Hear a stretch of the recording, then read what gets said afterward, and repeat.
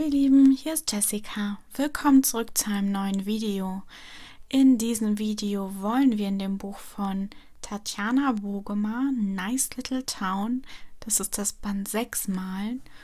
Und ich mache wenige Color Alongs, also wirklich wenig, weil das eher ein Channel für Tutorials und Reviews ist. Aber ja, es war etwas, was mich die liebe Emily gefragt hat und mich darum gebeten hat. Sie hat mir auch dieses Nice Little Town Buch geschenkt und ich habe lange überlegt und mich dann entschieden, meine Holbeinstifte in diesem Buch auszuprobieren. Ich habe sie relativ neu, ich habe sie noch nicht wirklich benutzt. Ich habe hier ein bisschen angefangen, das Bild auszumalen. Das ist aus dem Buch, aus dem kostenlosen Buch Flourish von Jenna Basford. Und dachte, vielleicht male ich ein kleines Bild wenigstens und probiere die Stifte mal aus. Und man kann vielleicht daraus so eine Art Tutorial machen, wie man mit diesen Stiften malt.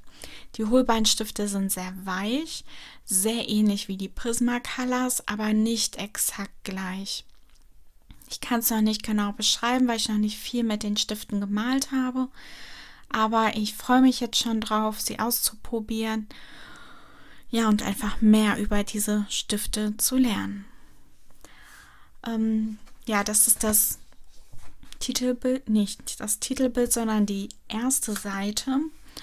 Und ich dachte, es ist ganz gut. Man hat hier so ein bisschen was von allem. Was mir halt aufgefallen ist, ist, dass die meisten Blumen sehr, sehr schlicht sind, wie die hier. Die haben keine wirkliche Struktur und würden ja sehr kindlich aussehen, wenn man sie einfach nur schlicht ausmalt. Ich denke, dass ich versuchen werde, denen ein bisschen Struktur zu geben.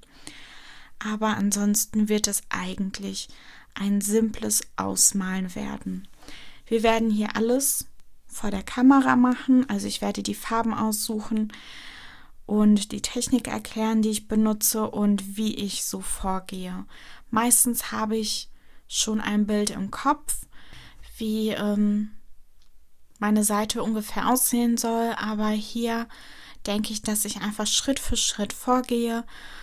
Hier gibt es nichts Außergewöhnliches und auch nicht viele Blumen, deswegen wird das eigentlich sehr, sehr simpel. Ich würde gerne mit den Steinen anfangen. Ich habe schon lange keine Steine mehr gemalt. Und Steine sind ja oft eine Mischung aus Grautönen. Und das Holbein-Set gibt mir zwei Grautöne quasi vor. Einmal warme Grautöne und einmal kalte Grautöne.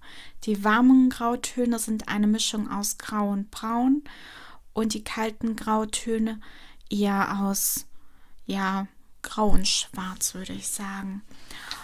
Und ich glaube, ich werde beides benutzen, sowohl die warmen als auch die kalten Grautöne. Und hier hat mir schon mal eine sehr schöne Vorgabe. Und weil ich ja meistens in Dreierkombinationen male, denke ich, dass ich erstmal das helle Grau, dann das Grau Nummer 4 und dann das Grau Nummer 6 nehmen werde. Die 531, 534 und 536. Und natürlich alles vor Gebrauch erst einmal anspitzen. Ich benutze hier den Tigal Anspitzer. Und wenn ihr es noch nicht wusstet, der Tigal Anspitzer hat 5 Einstellungen. Und ich benutze die 5. Einstellung, was mir die größte Mine gibt. Wenn ich dann hinterher die Stifte nachspitzen möchte, stelle ich die Einstellungen kleiner, damit ich die Mine das Holz einspare und nur die Mine nachspitze.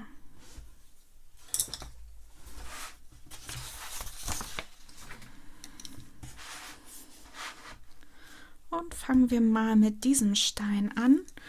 Und hier sind auch schon die Schatten von dem Stein angegeben.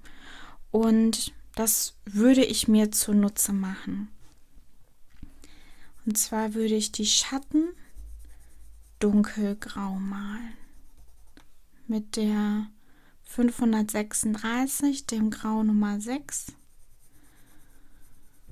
Kleine kreisende Bewegungen. Einfach die Vorgaben des Schattens nachmalen.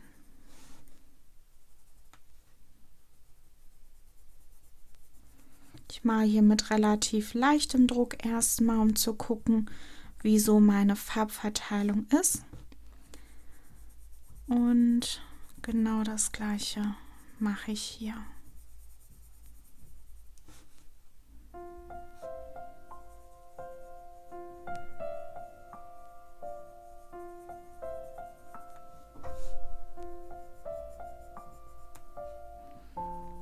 Und jetzt mit etwas mehr Druck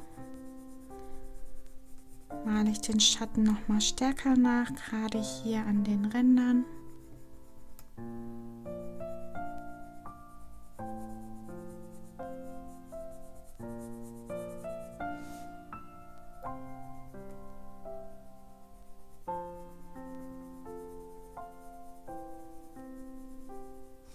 Und lasse die Farbe hier ausblenden. Wirklich ganz sanft, so dass keine harten Kanten entstehen. Dann mit meiner nächsten Farbe, dem Cool Grey 4 534, setze ich in der Farbe, die ich vorher aufgetragen habe, an und blende sie weiter aus. Hier ein bisschen am Rand hoch und weiter ausblenden.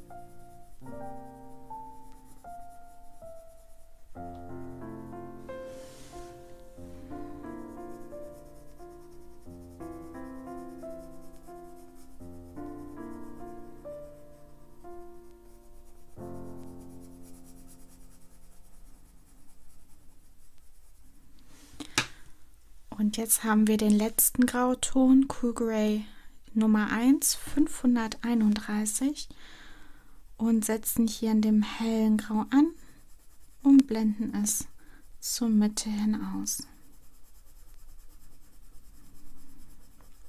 Das hilft, die Farben zu glätten, einen sanften Verlauf zu schaffen und hier den Rand auch noch mal ein bisschen sanfter.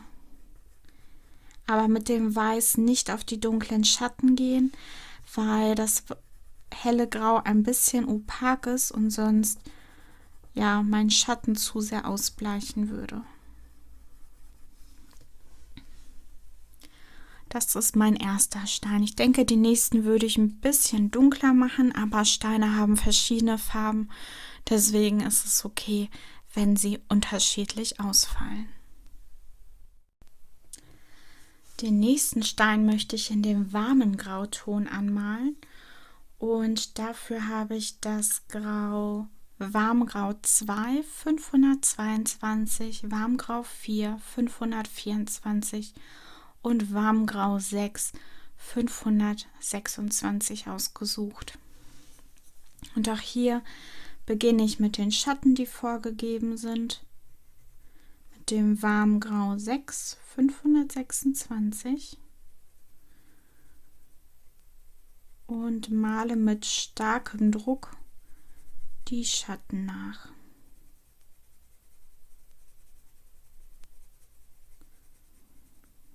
Und lasse die ganz sanft auslaufen, sodass ich dann mit der nächsten Farbe keine harten Übergänge habe.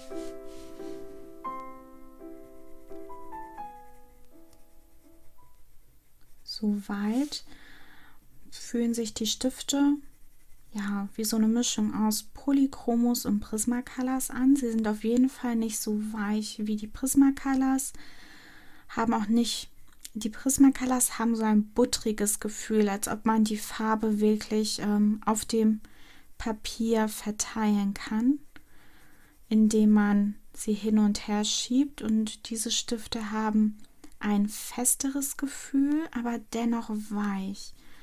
Also eine interessante Mischung auf jeden Fall. Und ich war skeptisch, was das Papier in dem Buch angeht. Es ist so ein bisschen wie Kopierpapier, nicht ganz, aber oft haben die Prismacolors zum Beispiel Schwierigkeiten auf verschiedenen Papiersorten. Manche sind zu grob, manche sind zu weich. Aber hier scheint es eigentlich mit den Hohlbeinen ganz, ganz gut zu funktionieren.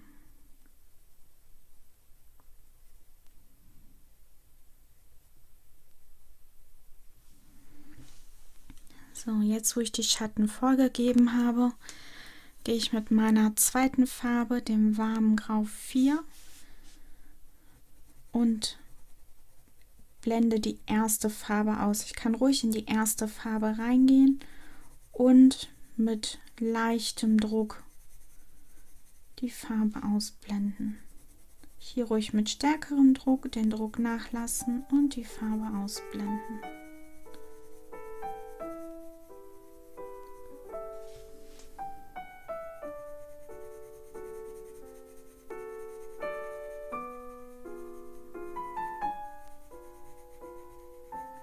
Darauf achten, dass man so ein bisschen die Form des Schattens erhält.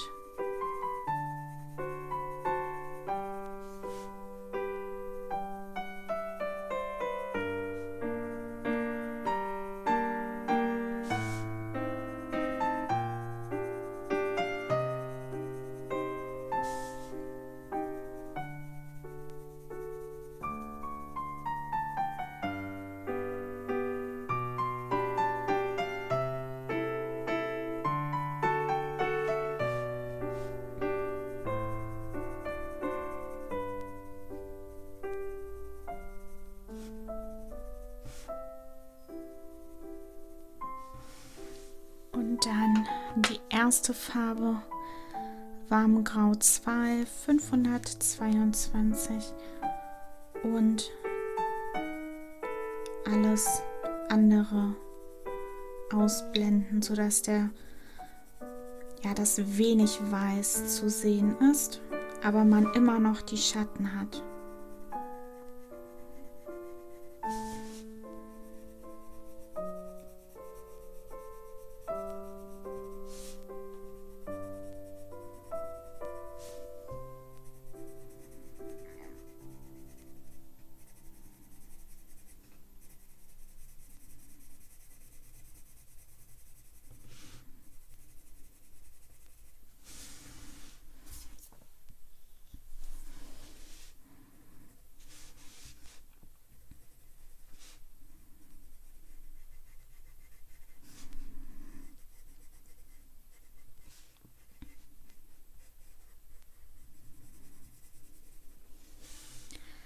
So, und mit diesen zwei Farbkombinationen würde ich jetzt die restlichen Steine ausmalen.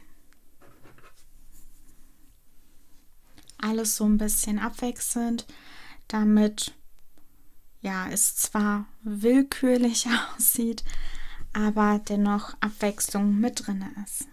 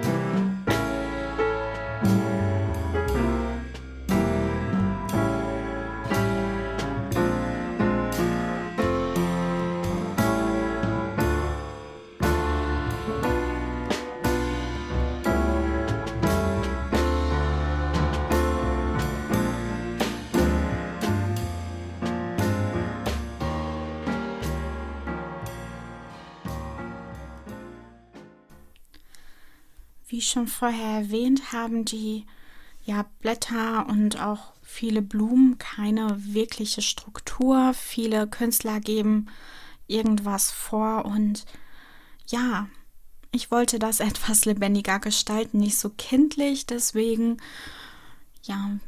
habe ich mir das so überlegt. Mal gucken, wie das zum Schluss aussehen wird.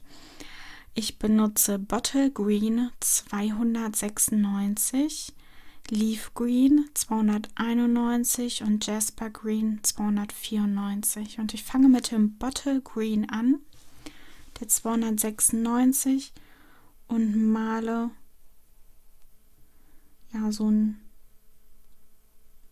das Gerippe von einem Blatt hier rein. Einfach mit ein paar Ausläufern. Nichts, was sonderlich viel künstlerische Begabung braucht. Mit dem Jasper Green male ich das gleiche einfach nach und versuche die Ausläufer so ein bisschen versetzt zu malen.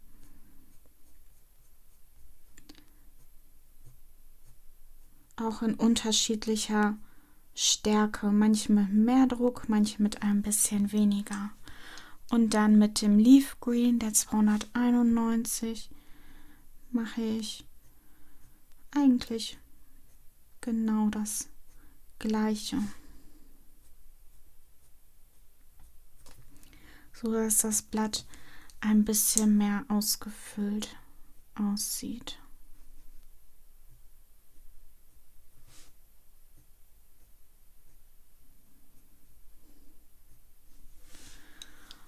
Und dann zum Schluss nehme ich mit einem Gelstift den Rand weg. Den Schritt müsst ihr nicht unbedingt machen. Ich fand, das sah besser aus ohne Rand, aber wie es euch beliebt.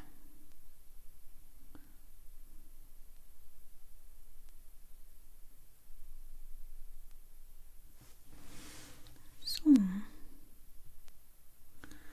Und so werde ich die unterschiedlichen Blätter hier und hier in der Ecke noch zu Ende ausmalen. Es ist übrigens immer ein Zeitsparer, wenn man nicht ständig die Farbe wechselt, sondern das, was mit der einen Farbe gemalt werden muss, auch bei allen anderen Blättern malt.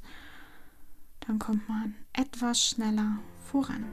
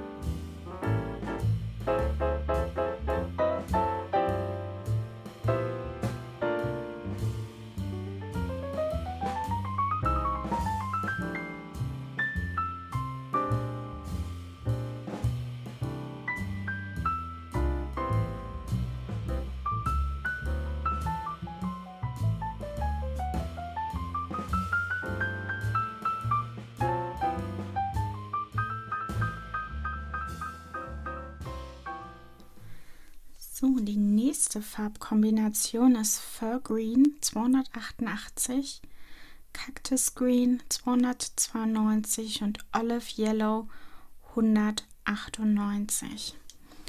Und ich fange mit dem Fir Green an, 288, und gehe davon aus, dass die Sonne von hier scheint, Licht hier drauf wirft und auf den hinteren Teil einen Schatten wirft. Und weil eben auch die Blume hier drunter ist, male ich hier auch einen Schatten drunter, der so ein bisschen schräg fällt. Und hier geht's weiter.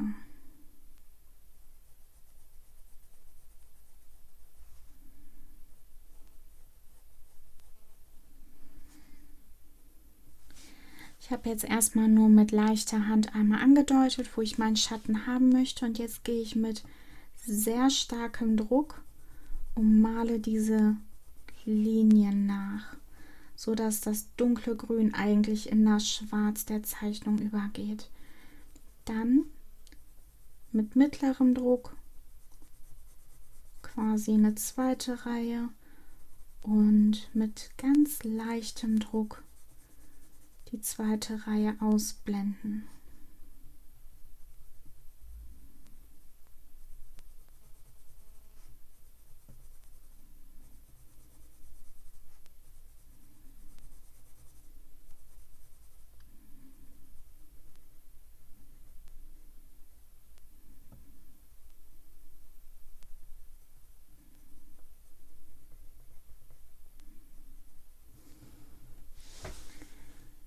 Und das kann man hier ganz, ganz sanft ausblenden, sodass meine nächste Farbe keine harten Übergänge hat.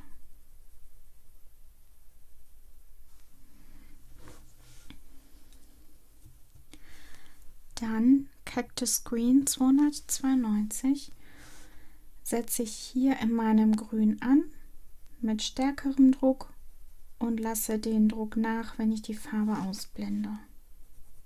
Stärkerer Druck, Druck nachlassen, wenn ich die Farbe ausblende. Ich habe hier nur einen Hauch von dem Cactus Green drauf, wirklich nur ein Hauch, weil hinterher ja noch mein Olive Yellow drüber kommt.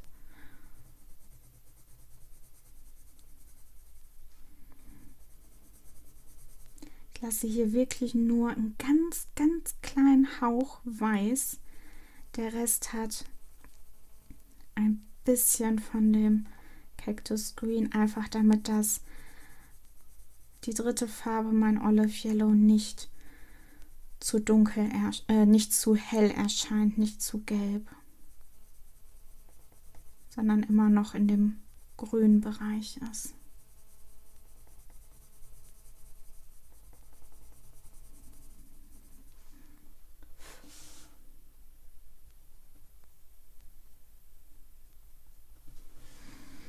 Hier unten kann ich wirklich so eine Linie noch mit dem Kaktusgrün ziehen.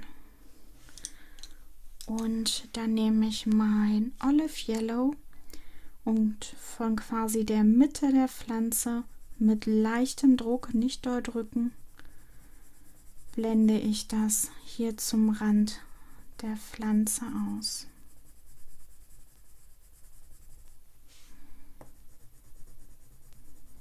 In der Mitte jetzt nur ein bisschen stärker nachblenden, aber hier den Rand wirklich hell lassen, nicht doll drücken.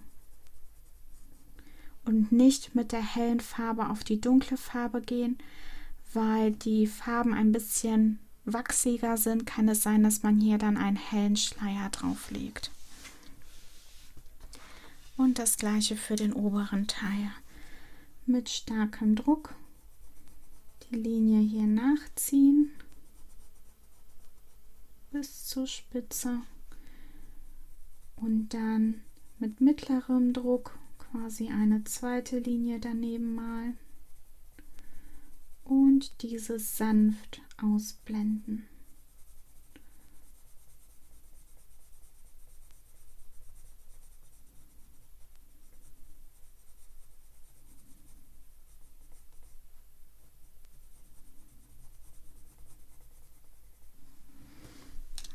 dann mit dem Cactus Green ansetzen und sanft ausblenden.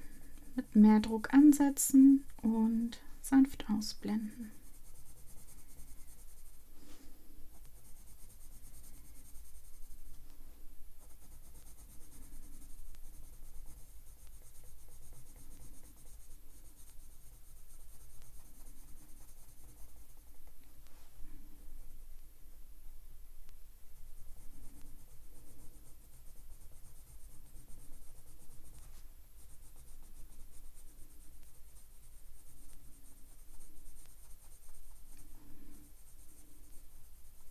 Einen ganz kleinen Hauch weiß lassen, bei dem Rest einen Hauch von dem Cactus Green hinterlegen.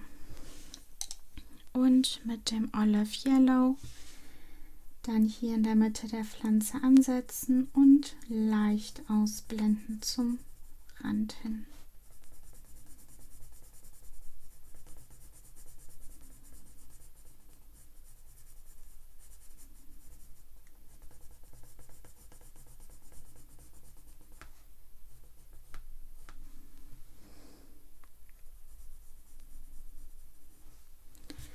So, wer möchte, kann die Seite von der Pflanze weiß malen, sodass diese harte schwarze Linie hier weg ist. Aber wie gesagt, das ist optional.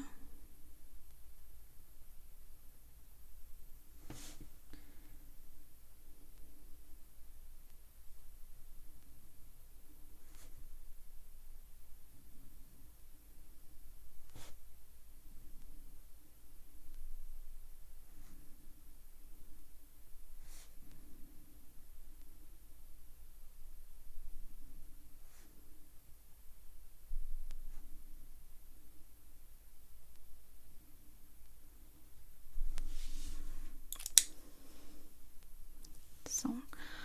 Und so werde ich die restlichen 5 Blätter auch noch ausmalen.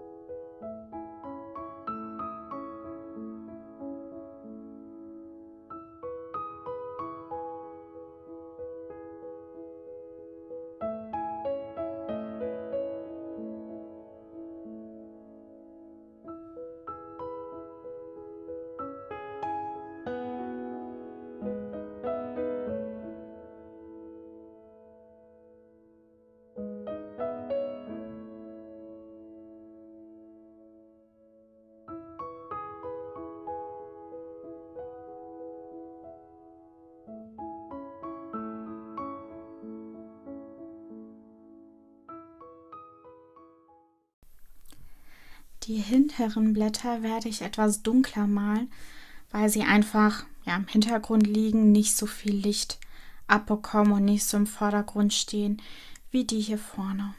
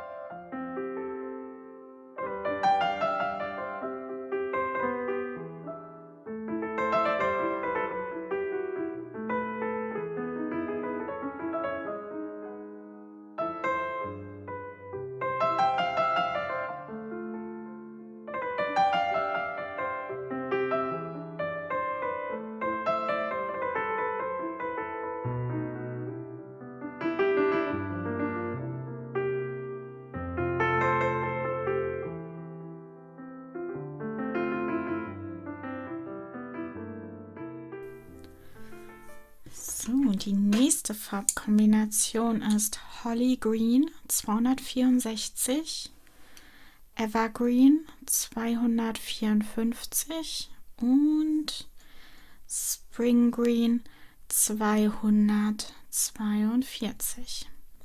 Ich habe den Wunsch, immer unterschiedliche Farbkombinationen auszuprobieren in diesem Bild, weil Das Set hat wirklich viele schöne Grüntöne, die man super kombinieren kann. Das habe ich selten in Sets. Und es macht richtig Spaß. Und bisher haben wir sehr schöne Farbkombinationen herausgefunden. Also notiert sie euch auf jeden Fall. Ich würde euch auch empfehlen, wenn ihr so einen kleinen Anspitzer wie ich habt, den müsste man halt immer wieder ausleeren. Deswegen benutze ich so eine Glasschale oder so ein Glasbehälter. Das ist ein altes Marmeladenglas und spitze hier rein. Ich habe halt den Anspitzer hier offen. Da muss man den nicht immer wieder ausleeren. Also spitzt eure Stifte wirklich an. Das macht einen Unterschied beim Malen.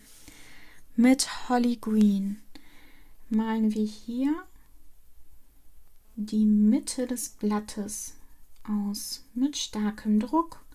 Wir folgen der Kurve, also der Form, die vorgegeben ist.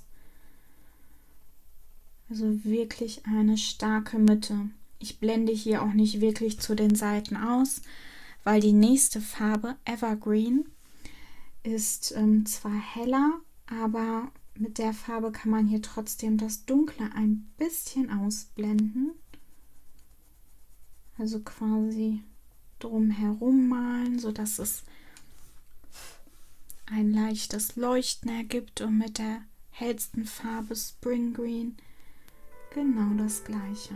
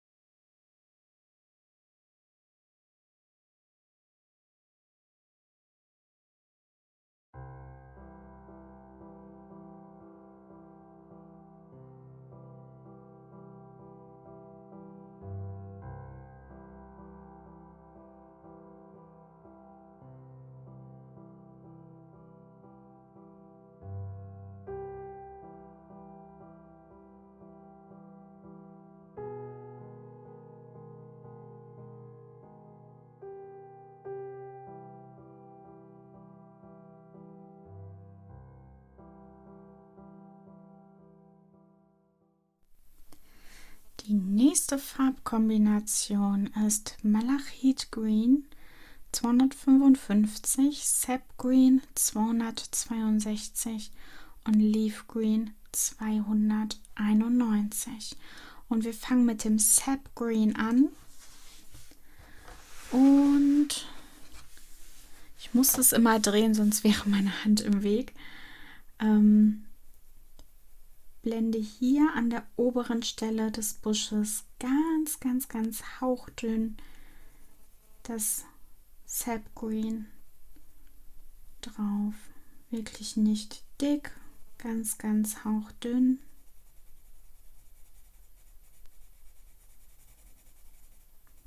Es ist einfach, um das Malachit Green so ein bisschen zu dämpfen, dass das nicht allzu hell erscheint.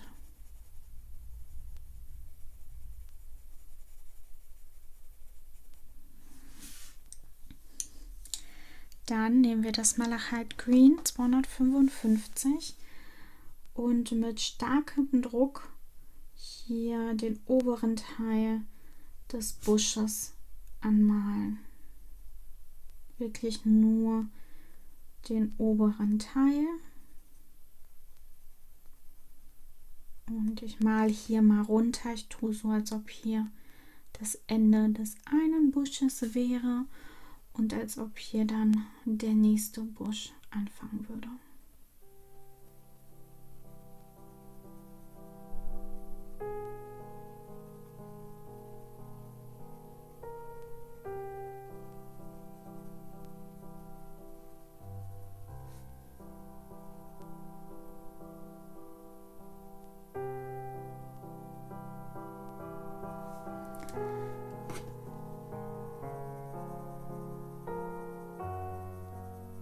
Bisschen sanfter ausblenden die Kanten, so dass ich mit der nächsten Farbe kein Problem habe. Dann nehmen wir jetzt nochmal das Sap Green und blenden es aus. Mit mittlerem Druck, nicht zu stark.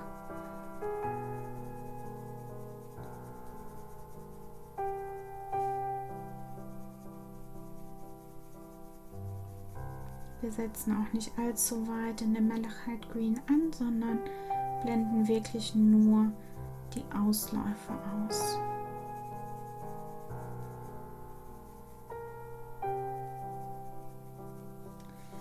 Dann Leaf Green, das ist unsere letzte Farbe.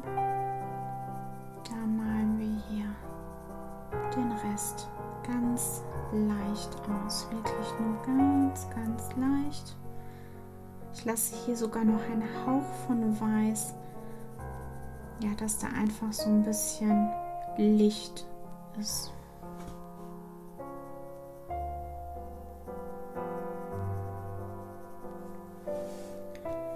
Und wer möchte, kann auch wieder den Rand weiß malen. Wie gesagt, ist eigentlich kein Muss.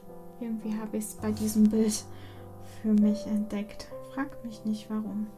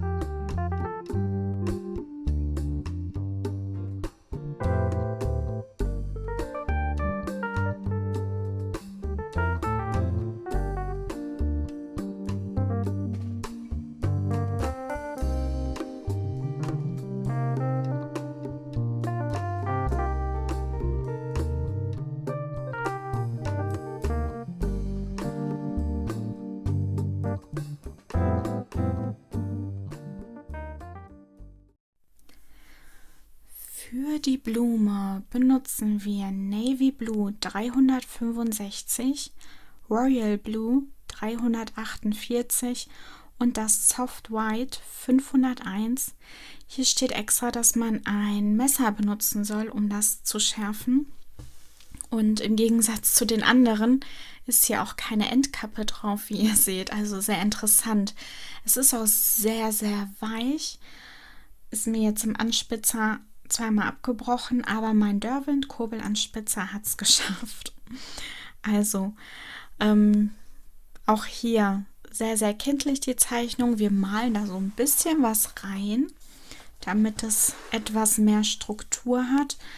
Und zwar nehmen wir dafür das Navy Blue und malen hier einfach ein, wie nennt man das, Elliptical, ja, so eine ovale Struktur hier rein, also gar nicht so schwer.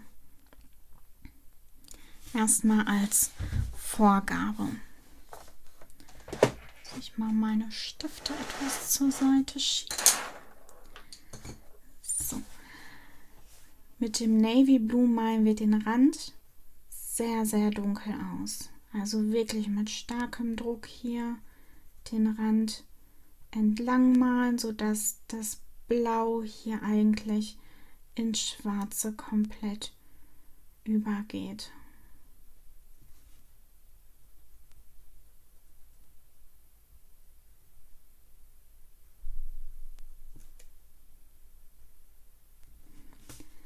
Genauso hier die Struktur hier sehr stark nachzeichnen und dann mit kleinen kreisenden Bewegungen und wirklich kaum Druck dieses Blau, das dunkle Blau, etwas ausblenden, so dass die Linien, die wir vorher sehr hart eingezeichnet haben, weicher erscheinen.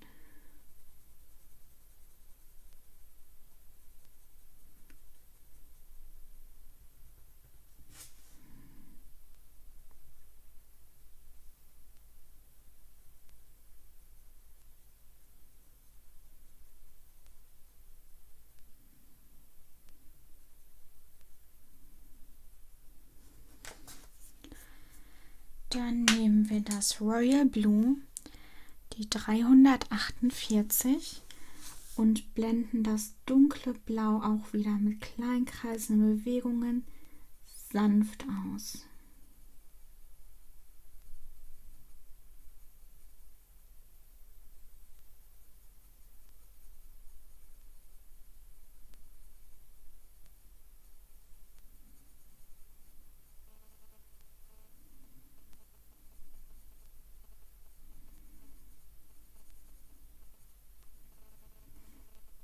Wirklich nur ganz hauchdünn über diese weißen Flächen, die wir hier gelassen haben. Dann nehmen wir das Soft White, gucken, dass unsere Spitze sauber ist und mit starkem Druck hier einmal über die weißen Flächen drüber gehen. Das blendet das Blau so ein bisschen aus und gibt dem Ganzen so einen etwas sanfteren Look. Also überhaupt nicht schwer, super einfach.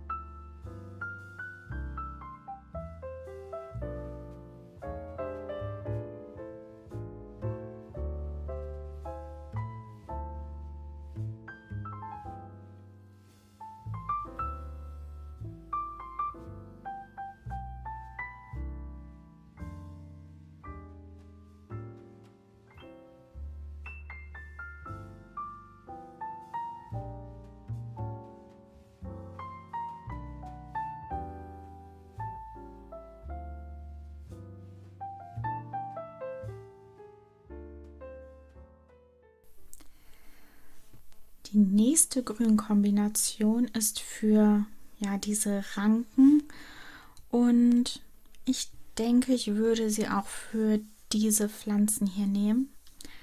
Das ist einmal Forest Green 267, Opal Green 271 und Celadon 277. Ich hoffe, ich spreche es richtig aus.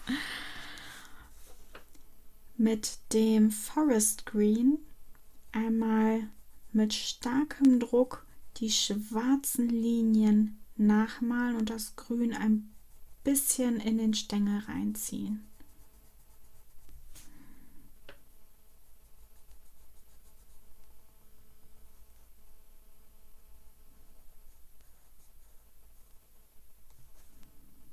Ist nicht schlimm, wenn es nicht super gerade ist.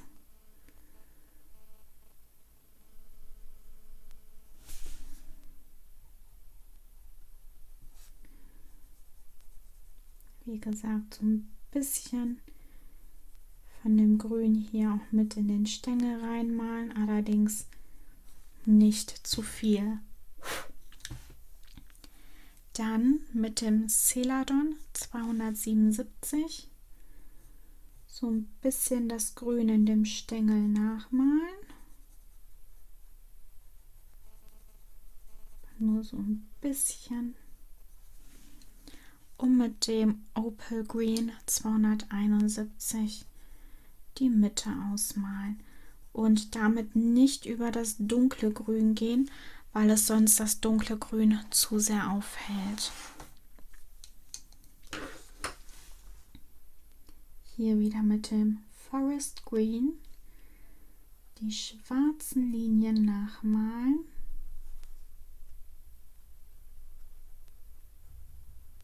Ein bisschen weiter in den Stängel reinmalen.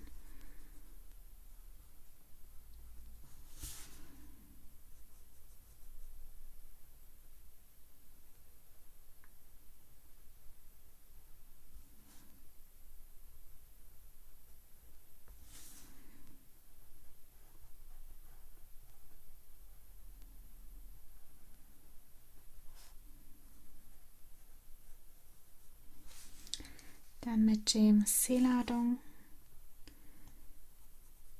das Grün so ein bisschen im Stängel vermalen. Und mit dem Opal Green dann die Mitte ausmalen.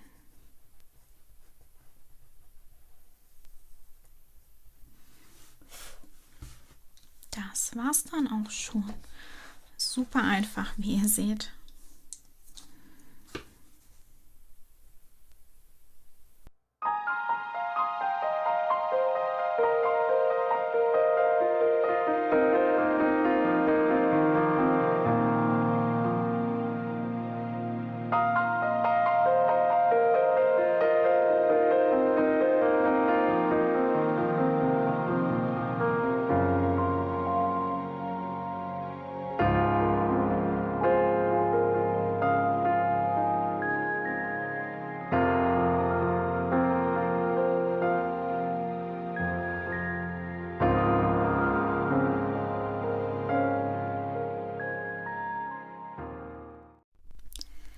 Die nächste Grünkombination ist, wie wir eben benutzt haben, Forest Green, Celadon und Opal Green 267, 277 und 271.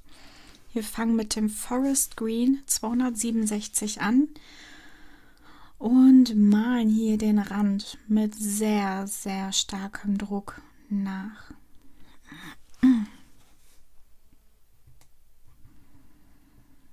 Ist nicht schlimm, wenn man auch über den Rand kommt.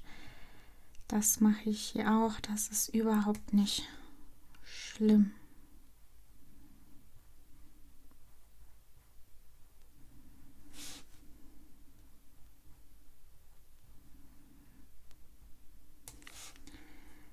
Dann das dunkle Grün so ein bisschen verstärken.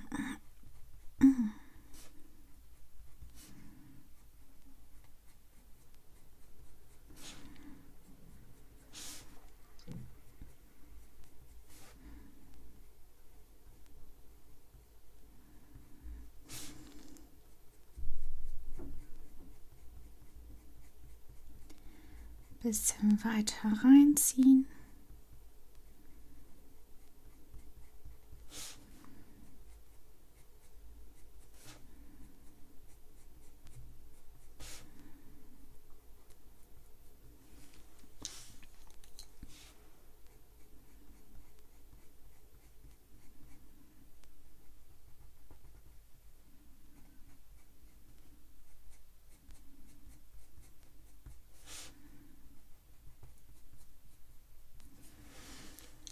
Dann mit dem Celadon 277 hier auch einfach nur ein bisschen Farbe reinstricheln.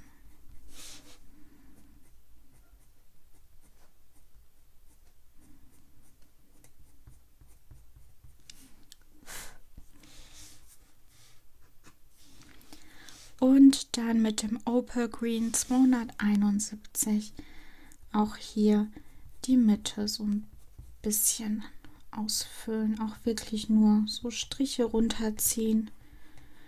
Keine ganzen Flächen ausmalen, auch nicht wirklich blenden.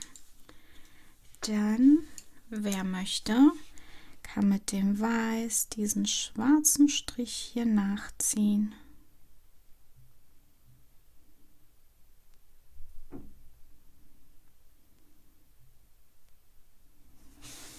Das war's dann auch schon. Und so die restlichen 3 Pflanzen auch ausmalen.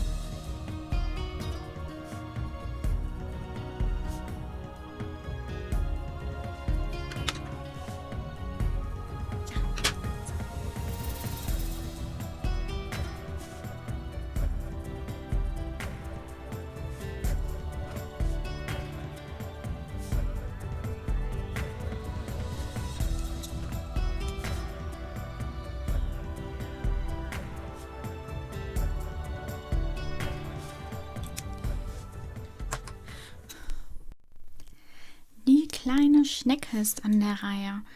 Ich muss sagen, durch meinen Schneckenbefall im Garten habe ich erstmal die Schnauze voll von Schnecken, aber wir malen sie trotzdem ganz hübsch an.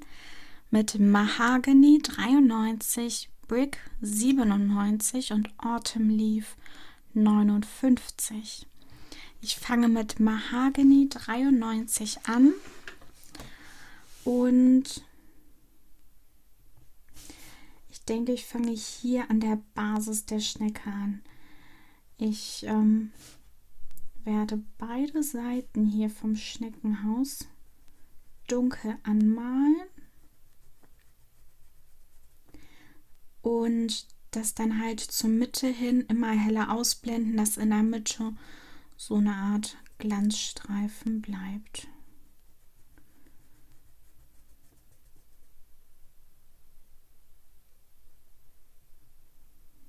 Und erstmal ziehe ich hier mit eigentlich gutem, großen Druck die Linie nach. Ups. Einfach damit ich sehe, bis wohin oder in welche Richtung ich blenden muss.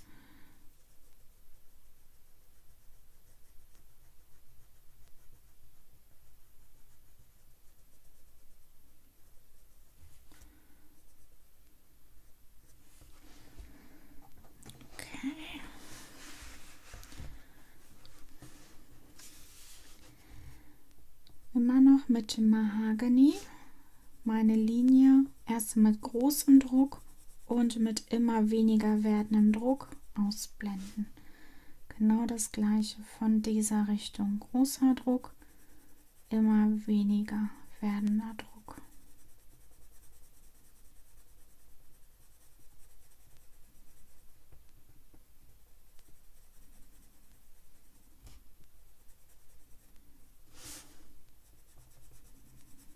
Und das hier rundherum im Kreis. Die Fläche, die man ausblendet, wird immer kleiner, je weiter man hier in die Drehung des Schneckenhauses kommt.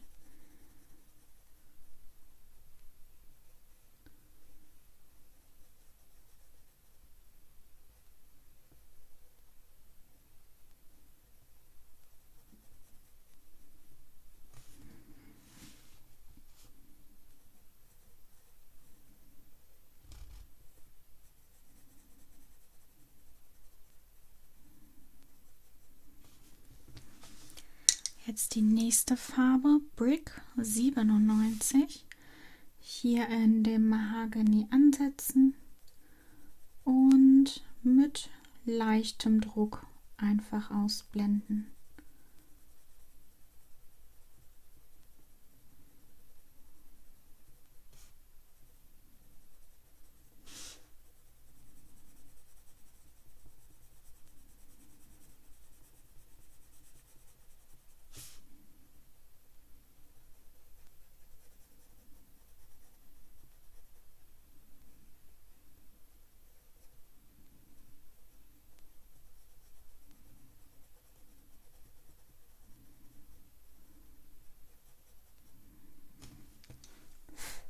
Und jetzt Autumn Leaf 59.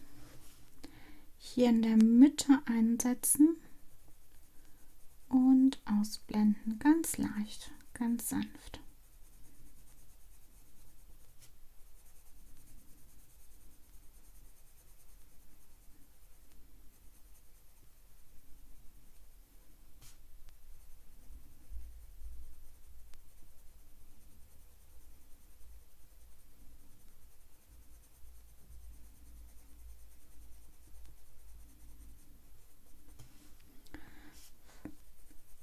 Ganz leicht hier über die Mitte gehen, dass wirklich nur noch ein Hauch von dem Weiß bleibt. Wenn ihr möchtet, könnt ihr mit dem Weiß Spitze vorher gut säubern, dass da kein Blau mehr dran ist. Das ist das Soft White. Hier ein bisschen die Mitte nachziehen.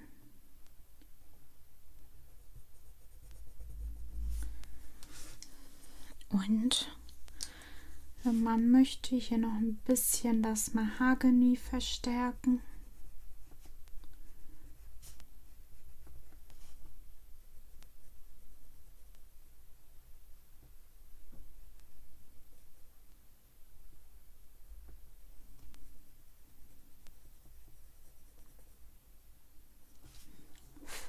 Ansonsten ist unser Schneckenhäuschen fertig. Jetzt kommen wir zum Körper der Schnecke. Dafür nehmen wir die Farben. Ich denke Brown und irgendwas Helles. Kork vielleicht?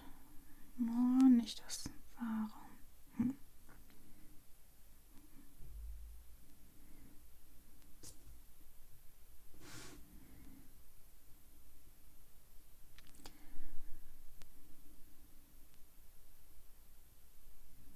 Versuchen wir mal Brown und Kork.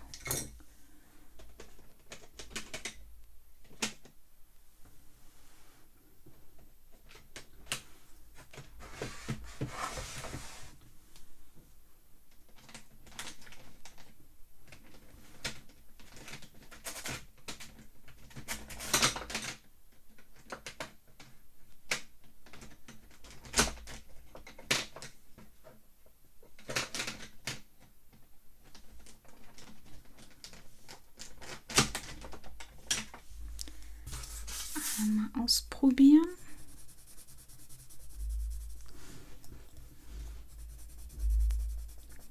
Ja, das ist eigentlich eine gute Mischung. Vorher anspitzen. Ich muss sagen, ich habe die Farbkombination in diesem Color Along eigentlich selten ausprobiert. Man entwickelt mit der Zeit eigentlich ein Auge dafür, dann geht das fast wie von selbst. Ja, ich glaube, das sind die einzigen, die ich ausgetestet habe. Ansonsten habe ich es einfach gewagt. So, und ich würde, so wie bei Schnecken, hier den unteren Rand mit dem Brown 99 dunkler malen.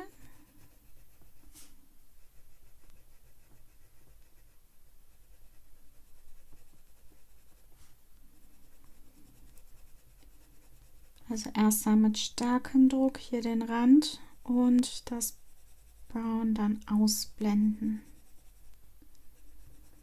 so dass die Farbe dann heller wird.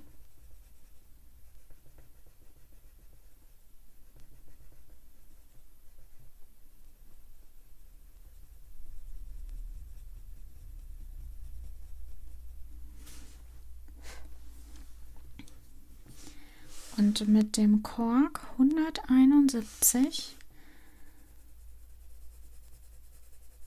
die Farbe dann hochziehen.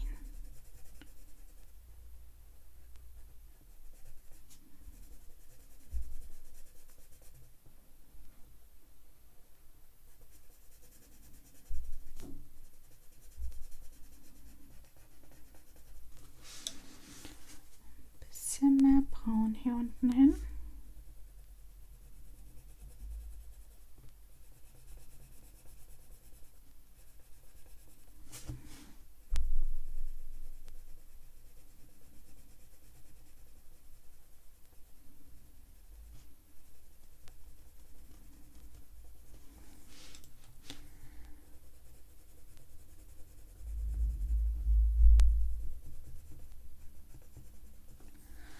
So.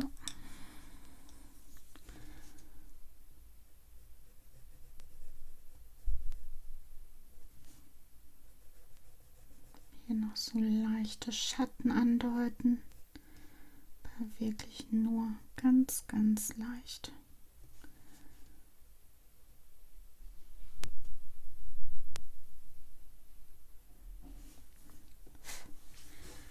Dann haben wir unsere Schnecke fertig. die Blume hier oben. Erstmal dachte ich, ich mache daraus eine Sonnenblume, aber ich habe mich doch entschieden, ein bisschen dunkler zu gehen. Und zwar nehme ich Burgundy 80, Crimson 62 und Cherry Blossom 11. Und ich fange mit Burgundy 80 an und male hier den Rand mit stärkerem Druck dunkel nach.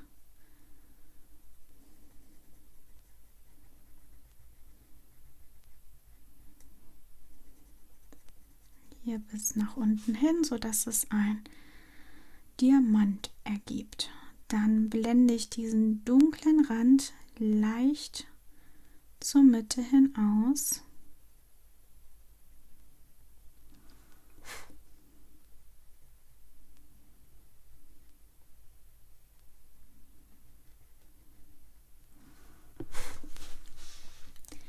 Nehme mein Crimson,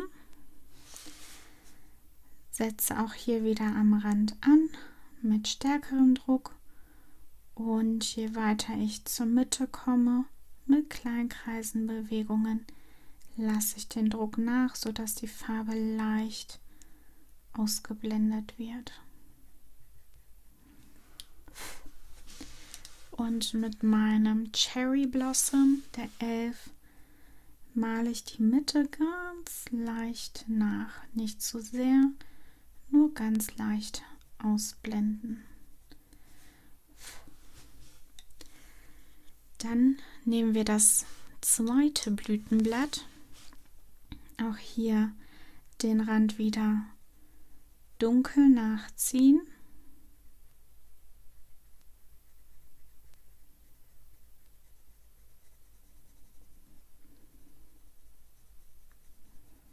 Und zur Mitte hin ausblenden.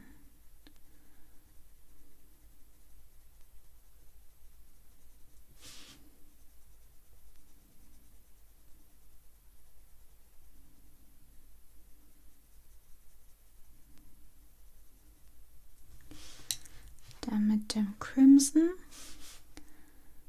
in der dunklen Farbe ansetzen, mit stärkerem Druck und zur Mitte hin ausblenden. Den Druck dabei eben nachlassen.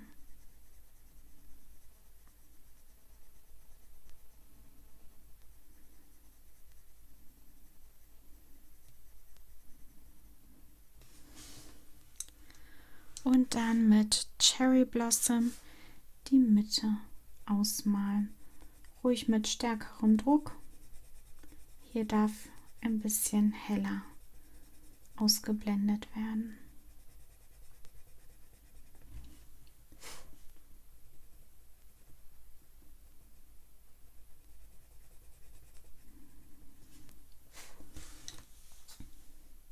Wer möchte oder wer es ein bisschen heller haben will, kann mit dem Soft White hier so ein bisschen paar Striche in der Mitte ziehen. Dann das letzte Blatt mit Crimson 62 umranden, ein bisschen ausblenden.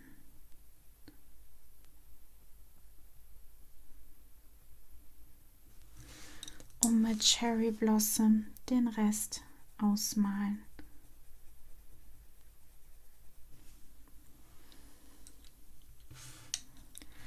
Dann kommen wir zur Mitte. Die Mitte Marigold, Dandelion und Sunflower. Marigold 142, Dandelion 145, Sunflower 143. Ich nehme die dunkelste Farbe, das ist mein Marigold, und male hier unten einen Halbkreis aus und blende den ein bisschen aus.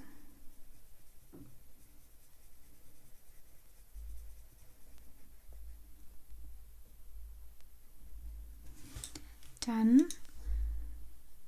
Sunflower 143 blende ich meinen Halbkreis ein bisschen weiter aus.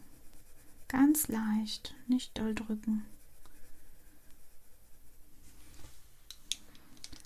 Und mit der hellsten Farbe Dandelion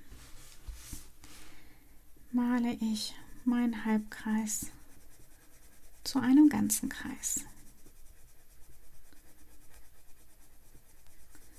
Und blende über alles rüber.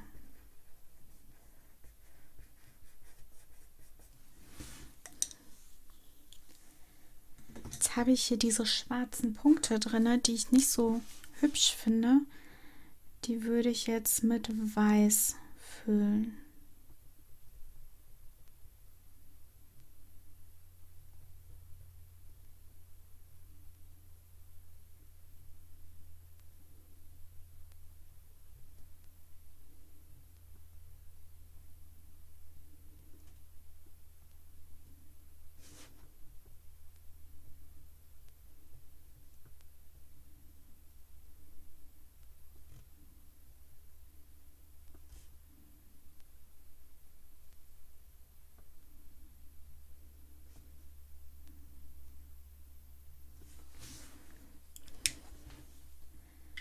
Wenn das getrocknet ist, gehe ich nochmal mit einer zweiten Schicht drüber. Manchmal ist der ein bisschen durchsichtig.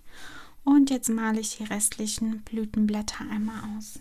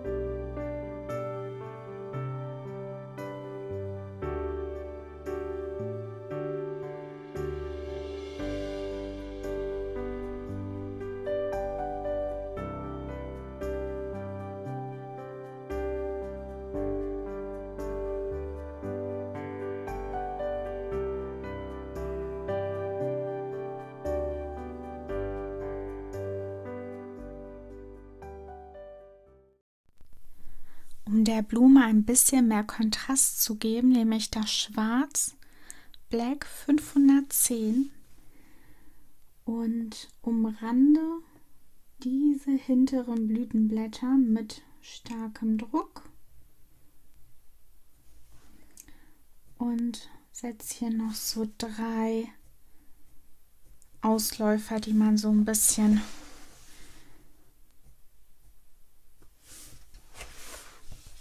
hier raus. Euer Stift muss wirklich spitz sein, um sowas zu machen. Und am leichtesten ist es, wenn man das eben schnell und von sich weg malt. Deswegen drehe ich das jetzt so in eine Runde, damit die auch wirklich fein sind.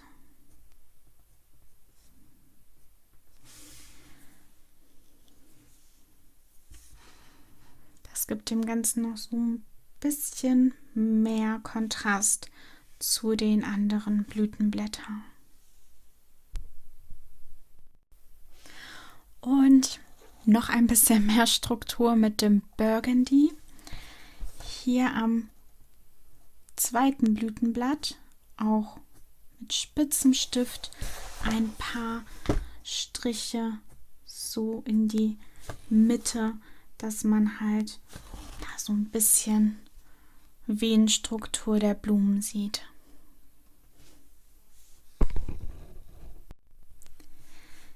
Der Blütenstängel wird mit 4 Green 288, Cactus Green 292 und Leaf Green 291 gemalt. Ich habe mittlerweile die Übersicht der Grünfarbkombination verloren. Ich hoffe, es ist eine neue und nicht eine, die wir schon mal gebraucht haben. So, ich fange hier unten an und blende das 4 Green 288 in die schwarze Umrisslinie mit ein.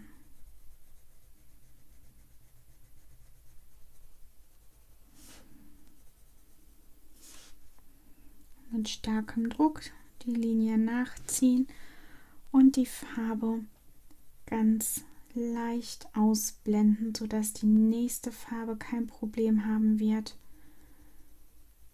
mit zu blenden. Dann ziehe ich diese Mittellinie hier nach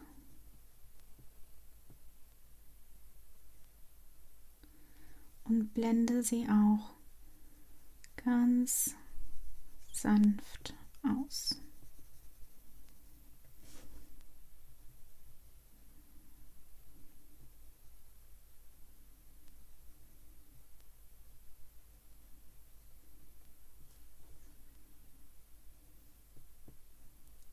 Ich denke, ich verbinde das Stück hier.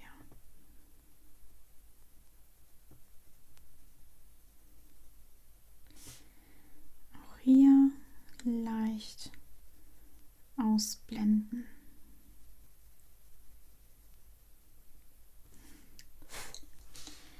Dann nehme ich Cactus Green 292 und fange hier in dem Bereich an, wo ich eben mit dem Fir Green gemalt habe und blende die zweite Farbe etwas weiter aus. Mittlerer Druck.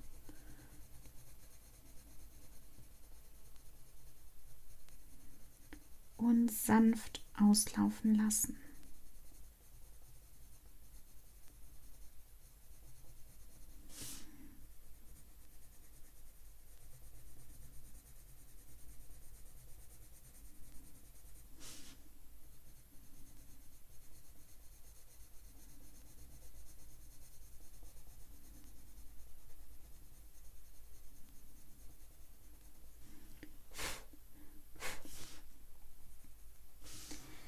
Dann nehme ich meine hellste Farbe, das Leaf Green, die 291 und blende in die zweite Farbe, die ich eben benutzt habe, aus. Ich lasse hier einen ganz leichten weißen Streifen,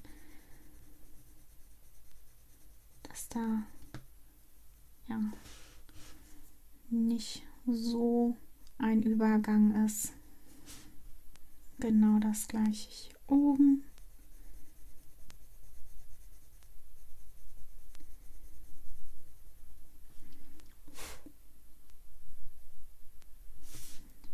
Und das gleiche hier unten.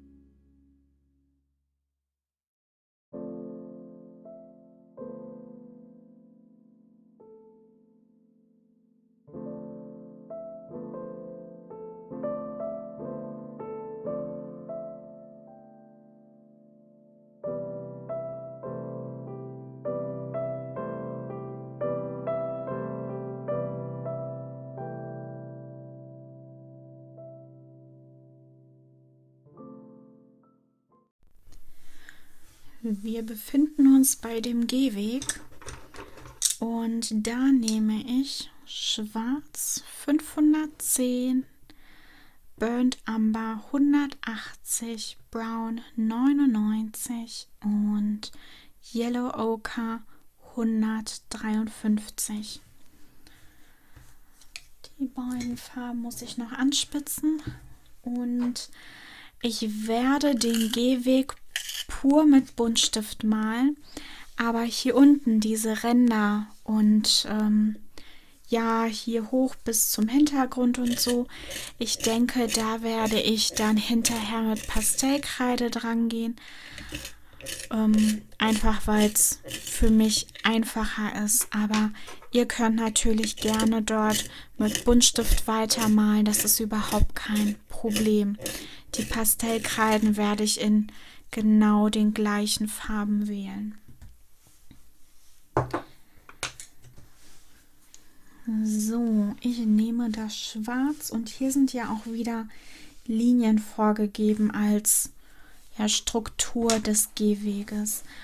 Und ich werde hier erstmal den Rand von meinem Gehweg etwas dunkler nachmalen und hier auslaufen lassen. Es muss nicht 100% akkurat sein, es muss nicht perfekt geblendet sein. Das ist ein Gehweg, der sieht so ein bisschen rauer aus. Das ist in Ordnung.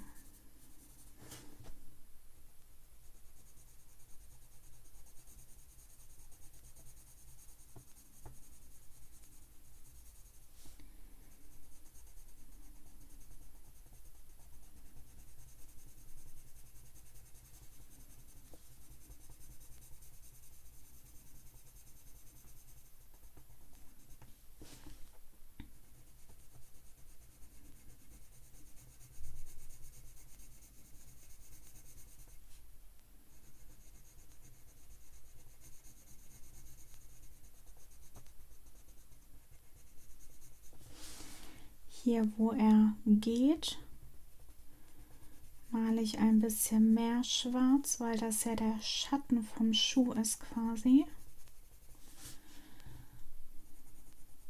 Geht's hier weiter.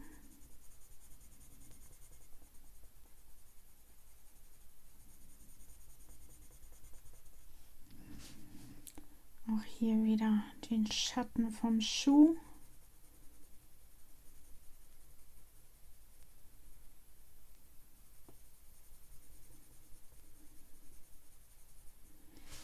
Und weil hier sowieso so eine Struktur lang geht, ziehe ich das so ein bisschen weiter.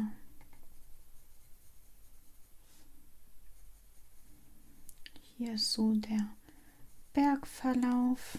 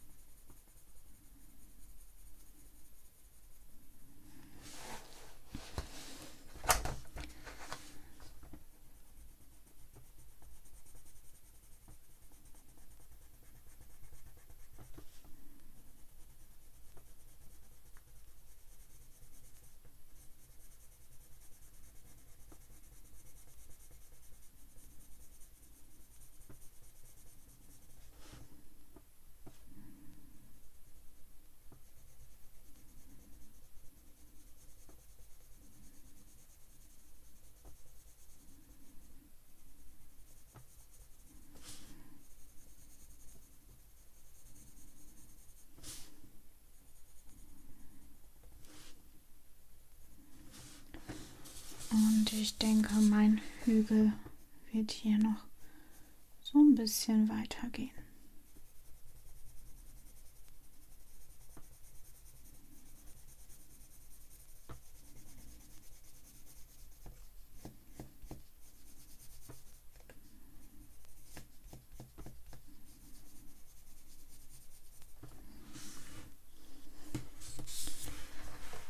Definieren wir hier noch ein bisschen die Hügelstruktur. Hier zum Beispiel ist so eine Bodenwelle.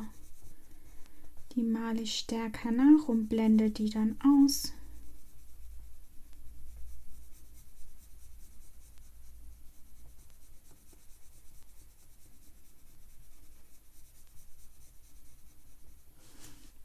Genauso wie hier. Bodenwelle.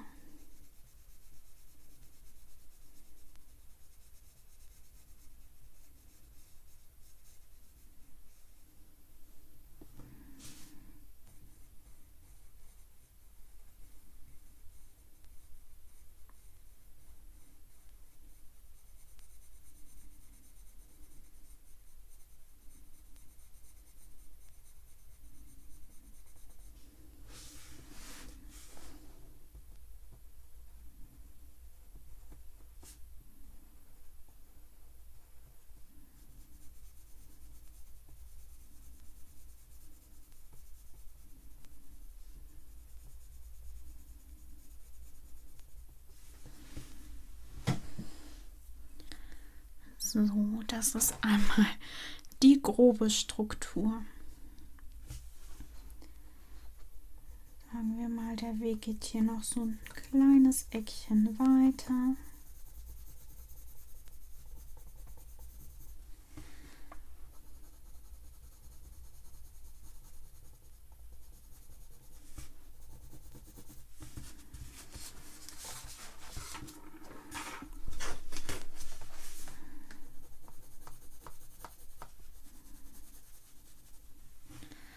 So, nehmen wir das Burnt Umber und blenden das in das Schwarz rein mit ein bisschen mehr Druck und lassen den Druck auslaufen, je weiter wir hier runterkommen.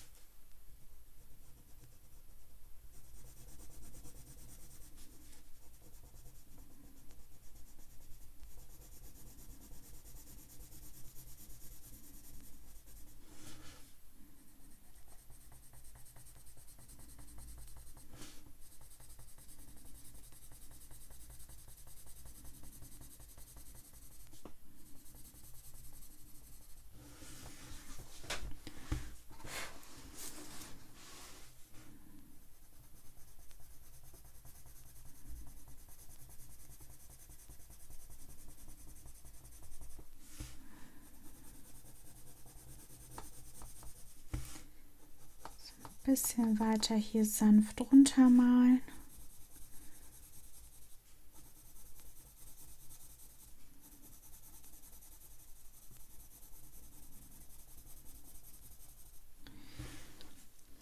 Und dann mit dem Brown relativ mittig ansetzen und das Burnt Umber ausblenden. Eigentlich mit mittlerem Druck hier anfangen und den Druck nachlassen, je weiter man runterkommt. Es ist okay, nicht in kleinen kreisenden Bewegungen zu arbeiten, einfach weil die Bodenstruktur ein bisschen rauer ist. Ich male in alle möglichen Richtungen, ich schraffiere quasi, um die Lücken zu füllen, und dann habe ich hier ein bisschen mehr Farbe, hier ein bisschen weniger Farbe, und das macht ja den Boden aus. Dann nehme ich das Yellow Ochre und male hier das untere Stück aus.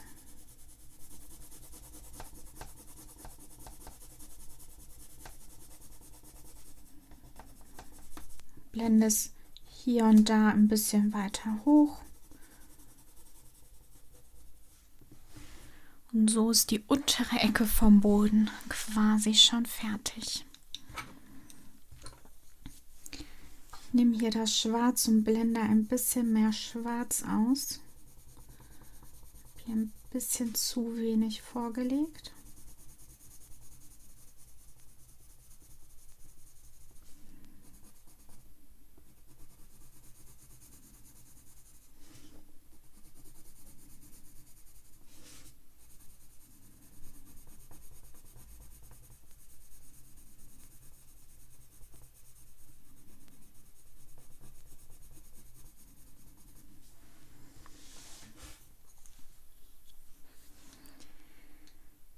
Mit dem Burnt Umber hier wieder in dem Schwarz ansetzen und das Burnt Umber ein bisschen runterblenden.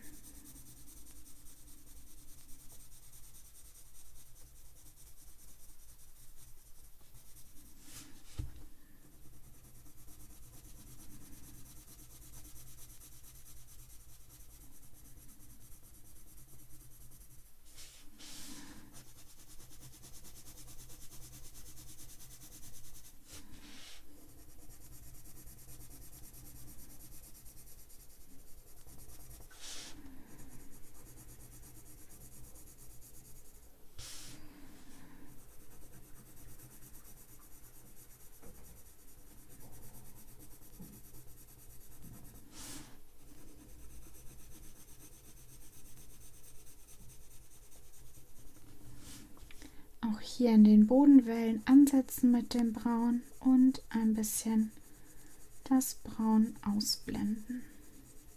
Burnt Umber, sorry.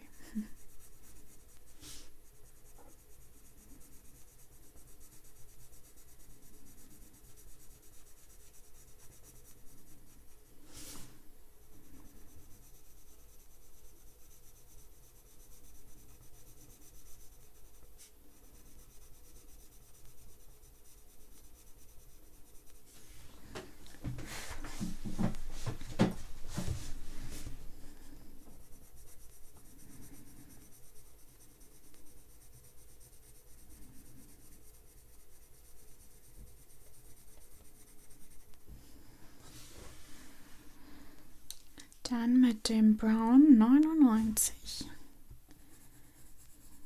weiter das Burnt Umber ausblenden.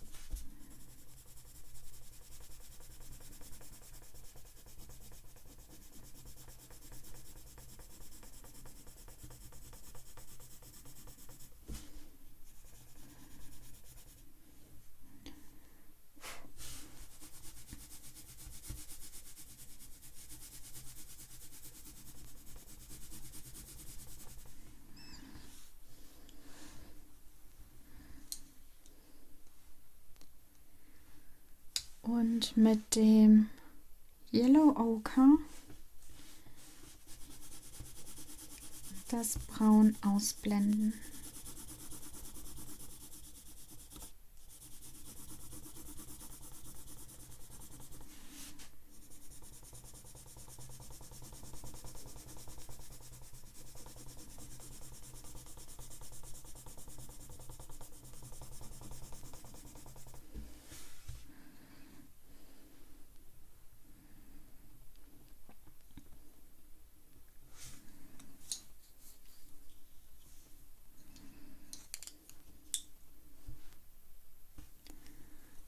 Nehme wieder das Burnt Umber und male hier ab dem Schuh weiter. Ein bisschen ausblenden.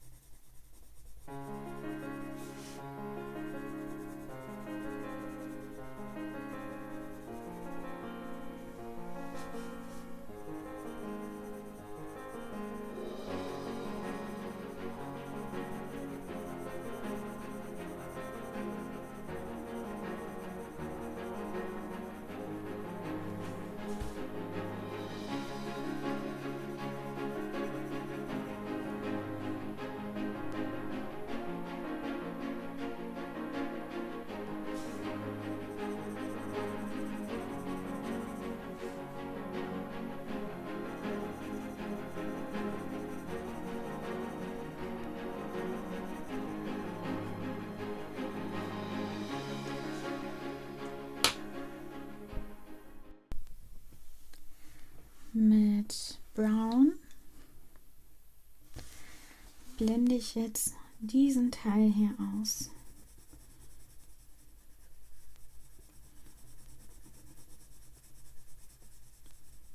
Einmal schön über alles drüber, dass die Farben auch gut vermischt sind. Hier aber so eine helle Stelle lassen, weil ich noch ein bisschen von dem Yellow Ochre sehen möchte.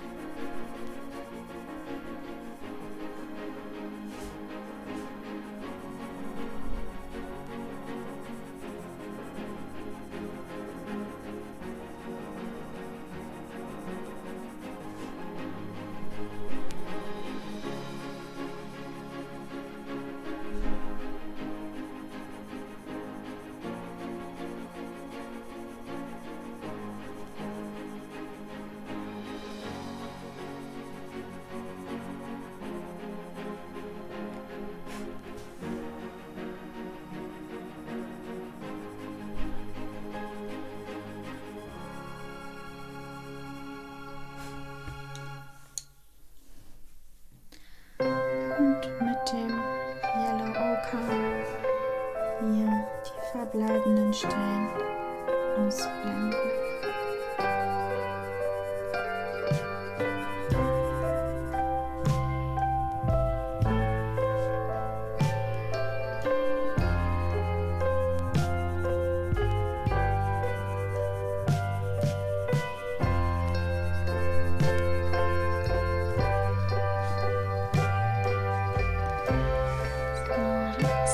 Obere Teil des Weges fertig. Jetzt kommt der untere Teil.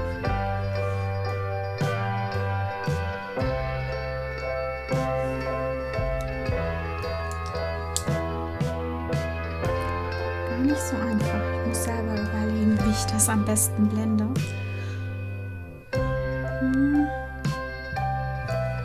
Ich denke, mit dem Burnt Umber werde ich hier die Bodenwellen weiter ausblenden.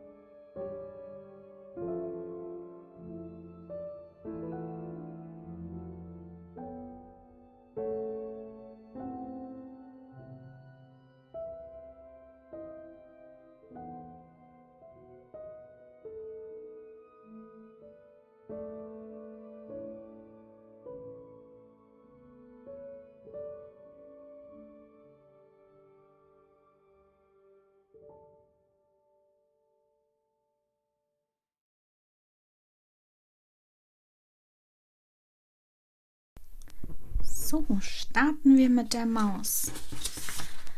Die Stiefel, die Sohle wird schwarz.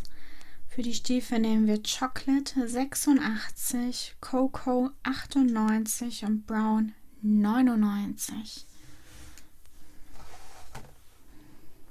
Wie gesagt, die Sohle der Stiefel wird schwarz.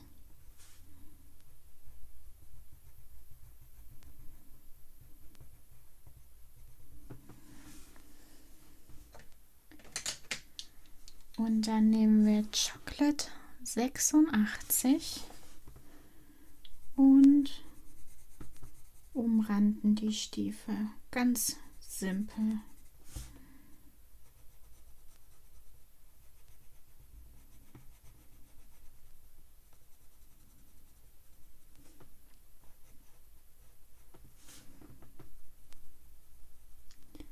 Mit starkem Druck umranden und die Umrandung ausblenden.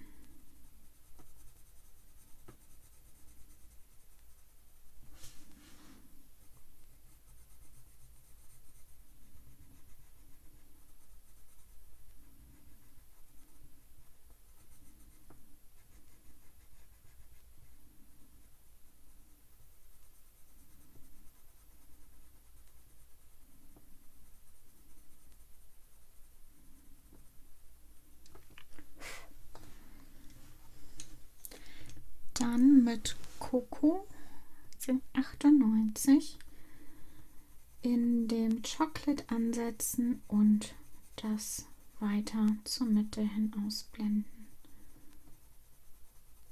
Je weiter man zur Mitte kommt, desto mehr den Druck nachlassen.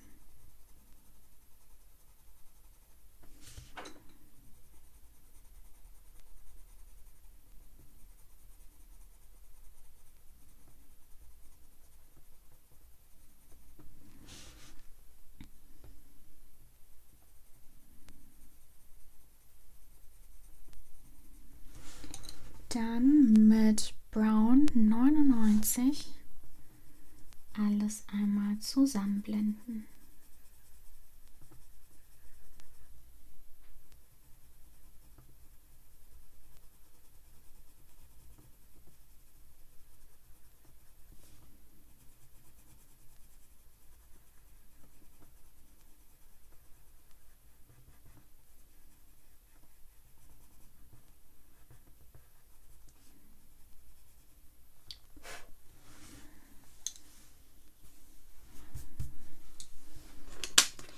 Ich nehme einmal mein Weiß, um hier die Mitte so ein bisschen mehr auszublenden.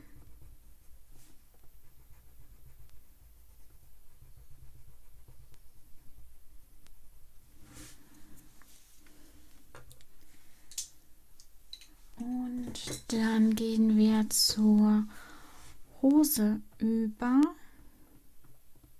Ja. Für die Hose nehmen wir die gleichen Farben, die wir für die Schnecke genommen haben. Einfach damit man die Farbe noch mal irgendwo wiederfindet.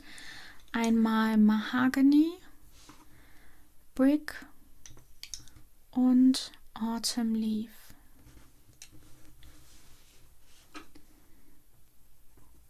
Mit Mahogany den Rand der Hose nachziehen. Schon starker Druck.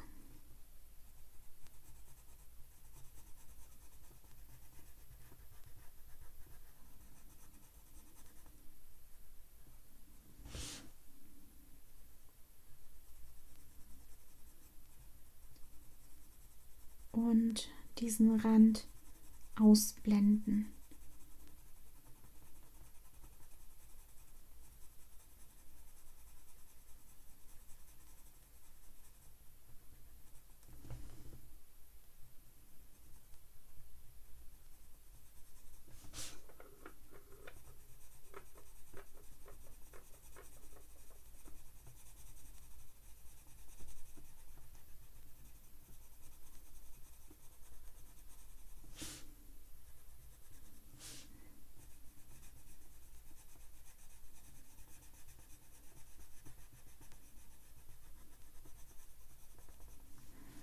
Dann nehme ich die nächste Farbe, Brick 97, setze den Mahogany an und male komplett drüber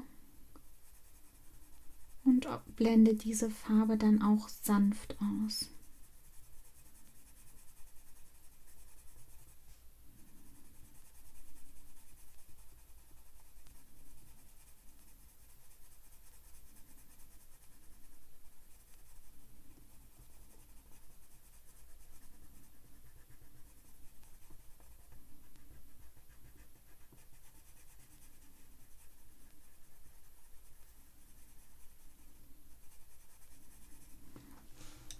Und mit Autumn Leaf 59 den Brick-Farbton übermalen und die weißen Flächen sanft ausblenden.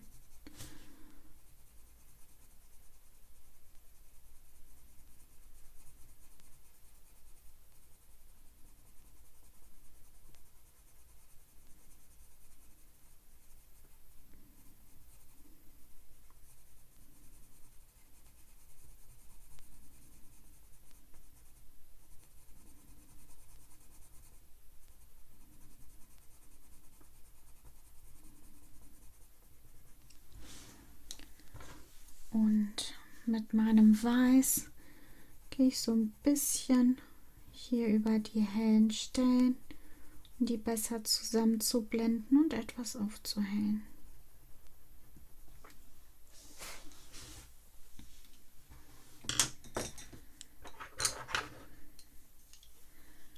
Dann haben wir Prussian Blue 368 und Indigo 460 für die Jacke von der kleinen süßen Maus. Mit Indigo male ich den Rand, blende ihn leicht aus.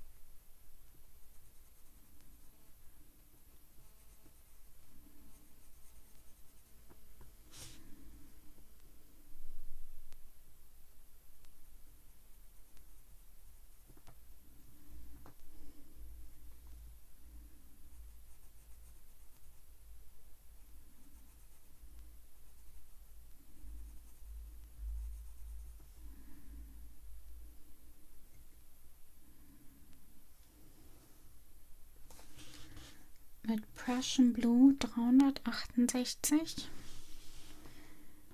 blende ich mein Indigo ein bisschen aus.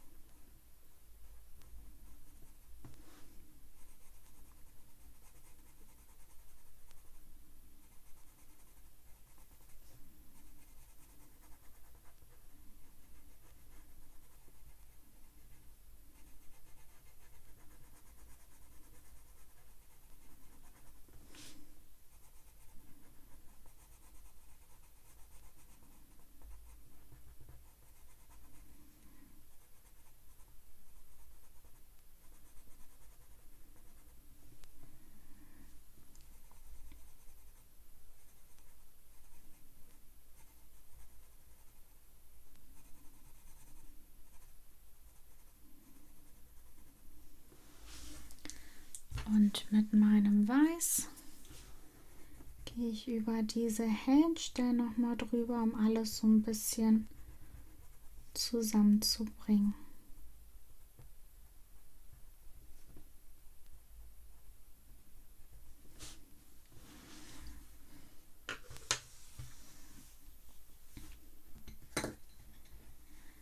Ich benutze Mahagoni, um hier das T-Shirt anzumalen.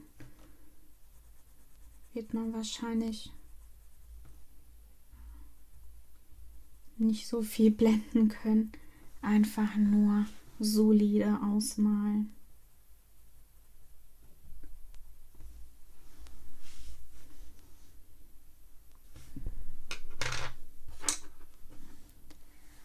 Für die Tasche benutze ich warmes Grau 6 und warmes Grau 3.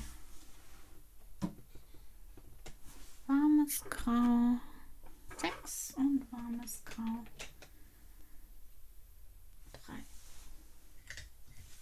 Kurz anspitzen.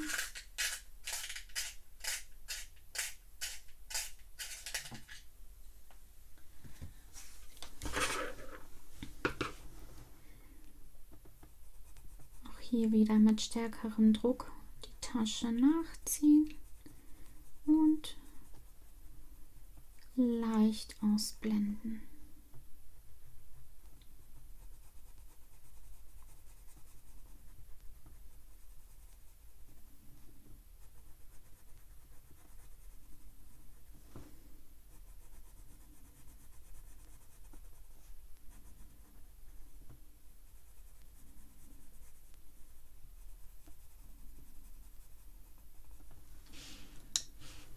mit dem warmen Grau 3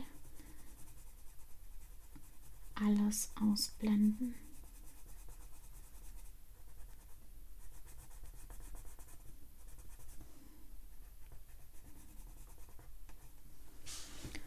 Und mit dem Weiß die hellen Stellen einfach mal nachmalen, um die Farben etwas mehr zusammen zu blenden.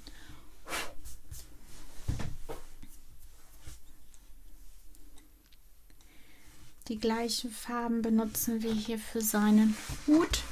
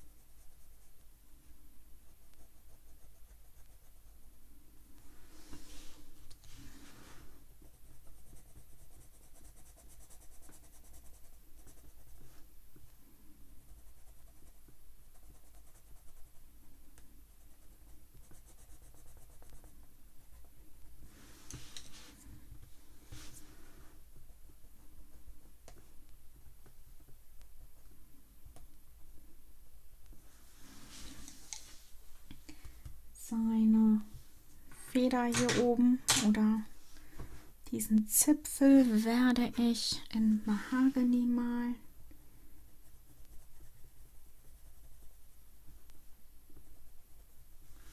Und mit Autumn Leaf ausblenden.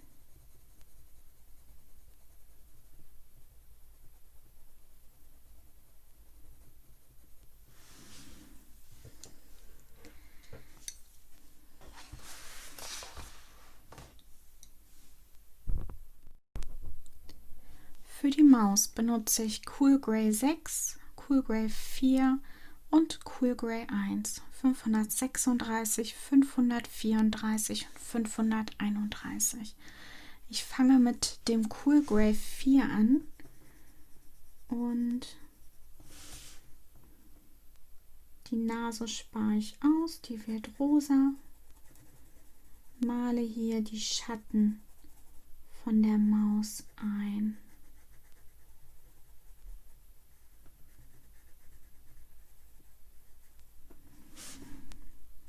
Hier am Ohr, schön, einfach ganz leicht.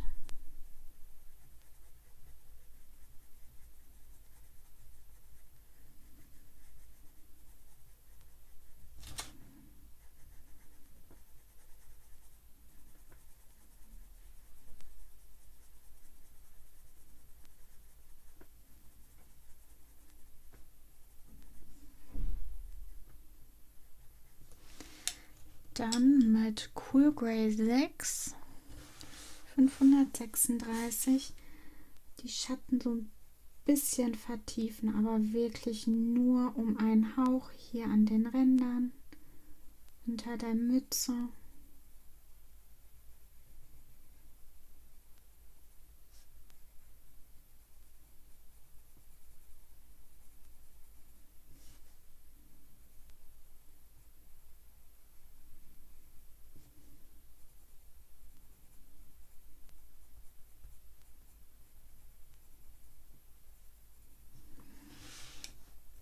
Nochmal mit Cool Grey 4 die Sachen ein bisschen ausblenden.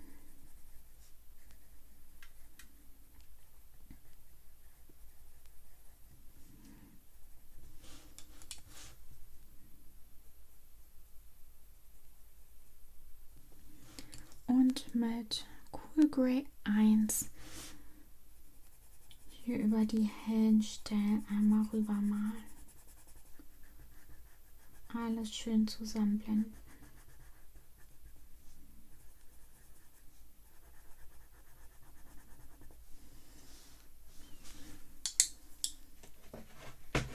Dann benutze benutze ich mein Cherry Blossom 11 für die Nase und für die Ohren.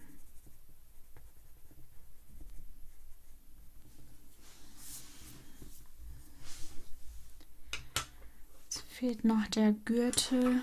Dafür nehme ich Cool Grey 536, die Nummer 6.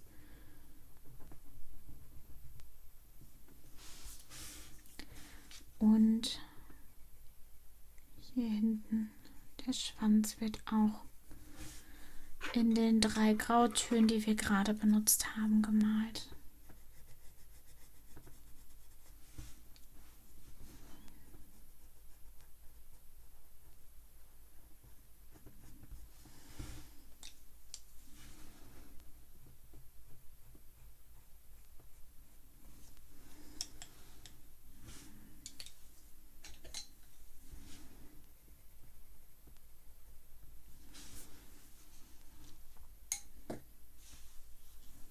Ich glaube, hier hinten ist noch was vom Hut. Ich bin mir nicht ganz sicher. Ich male es einfach in einem warmen Braun noch aus. Jetzt fehlt noch die Angelrute und diese 3 kleinen Viecher hier oben. Für die Angelrute nehme ich Chocolate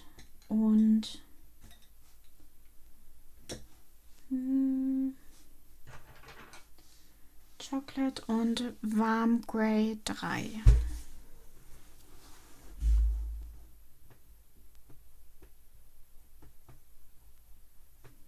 Hier unten die Griffe, da werden diese Riffel einmal nachgemalt.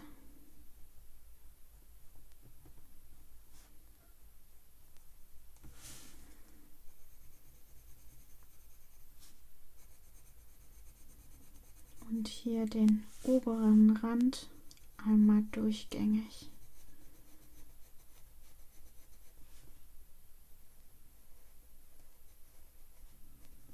Bis zur Spitze. Leicht ausblenden diese Farbe hier.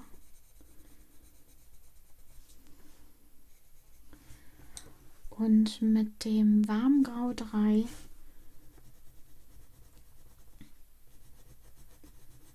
den Rest ausblenden. Versuchen so einen kleinen weißen Streifen zu lassen und hier diese Riffel auch damit ausmalen.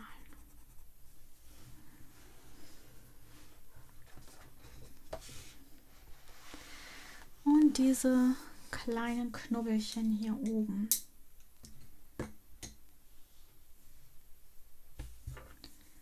Dafür nehme ich ein helles Blau, Horizon Blue oder Horizon Blue. 312.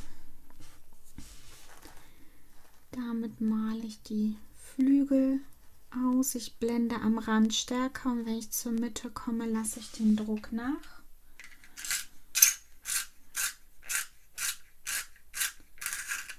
Doch nachspitzen.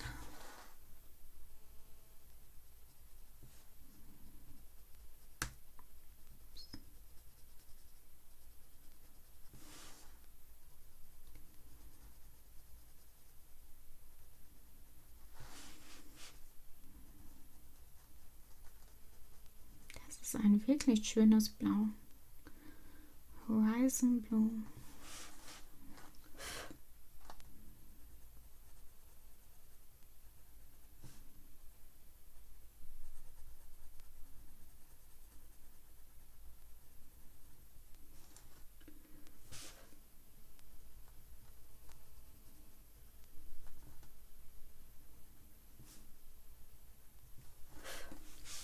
Und jedes von diesen kleinen süßen Dingern wird in einem anderen Pastellton gemalt.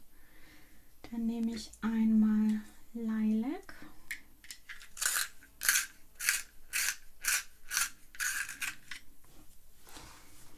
hier am Rand so ein bisschen mehr und blende es ganz leicht aus.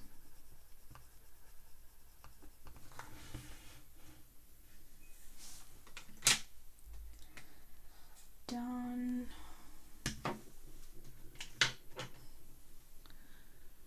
Coral.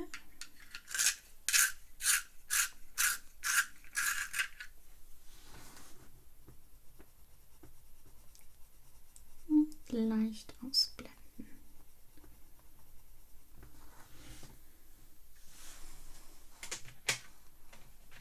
Und ich denke, was haben wir hier denn noch Schönes?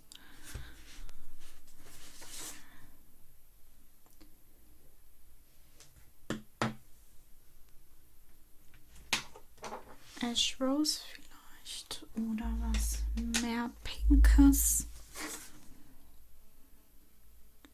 Kosmos scheint schön auszusehen. Nehmen wir Kosmos.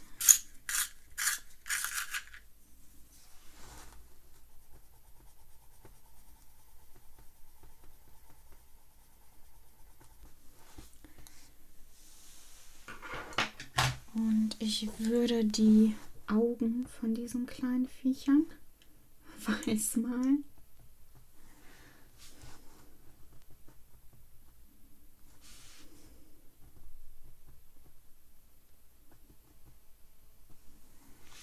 Und wer möchte, kann die Flügel auch nachmalen. Ich lasse die Flügel so, wie sie sind. Ich glaube, wenn ich die nachmale, würden die in der Seite verschwinden. Ich hätte dafür ein dunkleres Blau nehmen sollen.